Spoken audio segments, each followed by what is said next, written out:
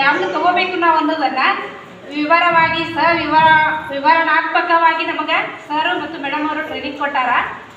ಕೆಲವೊಂದು ವಿಷಯಗಳು ನಮಗೆ ಗೊತ್ತಿರಲಿಲ್ಲ. ನಾವು ಎಷ್ಟೇ ದಿನ ಸಂಜೀವಿನಿ ಆಫೀಸ್ ನಡೆಸ್ತೀವಿ ಅಂದ್ರೂ ಕೆಲವೊಂದು ವಿಷಯಗಳು ನಮಗೆ ಗೊತ್ತಿರಲಿಲ್ಲ. ಈ ಕಾರ್ಯಕ್ರಮದಿಂದ ನಮಗೆ ಎಲ್ಲ ರೀತಿಯ ಅನುಭವಗಳಾಯಿತು. 3 ದಿನದ ಕಾರ್ಯಕ್ರಮದಲ್ಲಿ ನಮ್ಮ ಸಂಜೀವಿನಿ ಒಕ್ಕೂಟದಲ್ಲಿ ಅದರ ತತ್ವ ಹಿನ್ನೆಲೆ ಮಾತ್ರ ನಮಗೆ ಗೊತ್ತಿರಲಿಲ್ಲ. ಎಲ್ಲ ಮಾಡಿರ್ತೀವಿ, ಹೌದಿಲ್ಲ?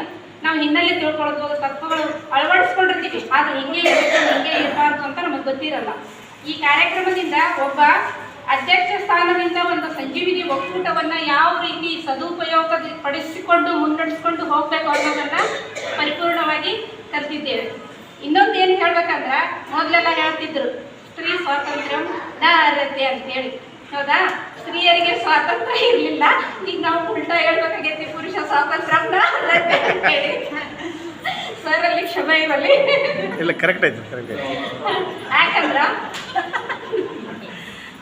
ಯಾಕಂದ್ರ ಅವ್ರೇನ್ ಹೇಳ್ತಿದ್ರು ಗೊತ್ತಲ್ಲ, ಜಗತ್ತನ್ನ ತೊಟ್ಟಿಲನ್ನು ತೂಗೋ ಕೈ ಜಗತ್ತನ್ನೇ ತೂಗಬಲ್ಲದು ಅಂತ ಹೇಳ್ತಿದ್ರು ಅಷ್ಟೇ. ಅದ್ರ ಹಿಂದೆನೆ ಸ್ತ್ರೀ ಸ್ವಾತಂತ್ರ್ಯ ನಾರ್ಯತೆ, ಹೌದಿಲ್ಲ? ನಮ್ಮ ಎದುರಿಗೆ ಹೇಳೋದು, ನೀವ ಜಗತ್ತನ್ನೇ ತೂಗ್ತೀರಿ, ಇಷ್ಟು ಮಂತನ ನಡೆಸ್ಕೊಂಡು ಹೋಗಕ್ಕಾಗಲ್ವಾ ಅಂತ. ಆದ್ರೆ ನಮಗೆ ಹಣಕಾಸಿನ ಸ್ವಾತಂತ್ರ್ಯ ಇರಲಿಲ್ಲ, ಹೌದಿಲ್ರಿ? ಈ ಸಂಜೀವಿನಿ ಒಕ್ಕೂಟದಿಂದ ನಾವೇನು ಮಾಡಿದ್ವಿ, ಹಣಕಾಸಿನ ಸ್ವಾತಂತ್ರ್ಯವನ್ನು ತಗೊಂಡು ಎಲ್ಲ ರೀತಿಯ ಉದ್ಯೋಗಗಳನ್ನು ಮಾಡಿ, ಹೌದಿಲ್ರಿ, ಒಂದು ಮನೆತನ ನಡೆಸುವಂತಹ ಎಬಿಲಿಟಿ ನಮ್ಮಲ್ಲಿ ಬಂದ್ಬಿಟ್ಟಿದ್ವಿ.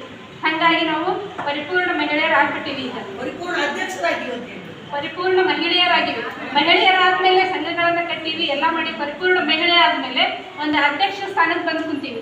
ಆ ಅಧ್ಯಕ್ಷ ಸ್ಥಾನವನ್ನು ಸರಿಯಾಗಿ ಹೇಗೆ ನಿಭಾಯಿಸಬೇಕು, ಹಿಂದೆ ಇಂದಿರಾ ಗಾಂಧಿ ಇದ್ಲು, ಆ ಲೆವೆಲಿಗೆ ನಮಗೆ ಟ್ರೈನಿಂಗ್ ಸರ್ ಕೊಟ್ಟಾರೆ. ಈಗ ಆಕಿ ದೇಶವನ್ನು ನಡೆಸಿದ್ಲು, ನಾವು ಸಂಜೀವಿನಿ ಒಕ್ಕೂಟವನ್ನು ಹೆಂಗೆ ಮುನ್ನಡೆಸ್ಕೊಂಡು ಹೋಗಬೇಕು, ಯಾವ ರೀತಿ ನಾವು ಆಡಳಿತವನ್ನು ಮಾಡ್ಬೇಕಂತ ಹೇಳಿ ಸವಿಸ್ತಾರವಾಗಿ ಹೇಳಿಕೊಟ್ಟಂತಹ ಎಲ್ಲ ಸರ್ಗಳಿಗೆ ಮತ್ತೊಮ್ಮೆ